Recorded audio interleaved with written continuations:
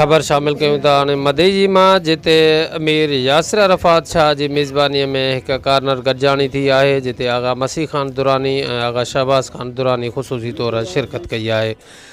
जी नाज़रीन, अवांखे अहम ख़बर पिया ॾियूं त ज़िमनी इलेक्शन जे हवाले सां PS 9 ते सियासी वर्क इलेक्शन वर्क जारी आहे जिते मशवाणी हाउस मदई में मदई शहर जी मुअज़्ज़ज़ शख़्सियत जियो मशवाणी इताद जे सदर लाला यासिर अरफ़ात शाह जी मेज़बानी में एक शानदार ऐं पुरवकार कार्नर गॾिजाणी मुनाक़िद कई वई।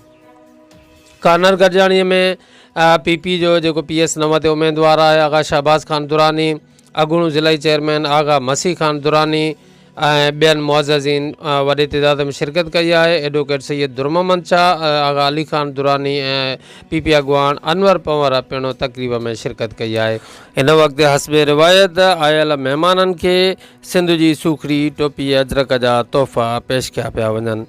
जी नाज़रीन, अवांखे अहम ख़बर पिया ॾियूं मदई मां जिते मदई शहर जी मुअज़्ज़ज़ शख़्सियत जियो मशवाणी इताद जे सदर लाला यासिर अरफ़ात शाह जी मेज़बानी में कार्नर गॾिजाणी मुनाक़िद थी आहे जिते महिमाननि खे सिंध जी सूखड़ी टोपी अजरक जा तोहफ़ा पेश कया पिया वञनि।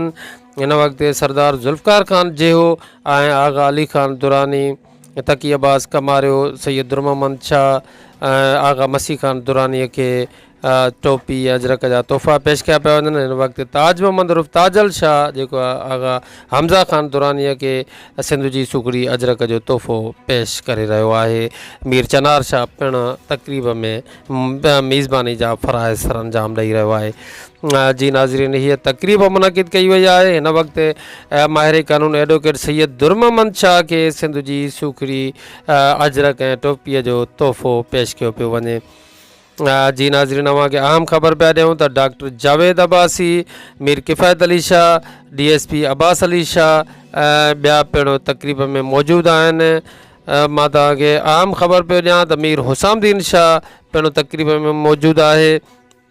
ऐं हिन वक़्तु तव्हांखे जेके लाइव मनाज़िर सचाई न्यूज़ तव्हांखे ॾेखारियूं पिया त मीर यासिर अरफ़ात शाह आयल महिमाननि खे आजियाणियूं ॾेई रहियो आहे।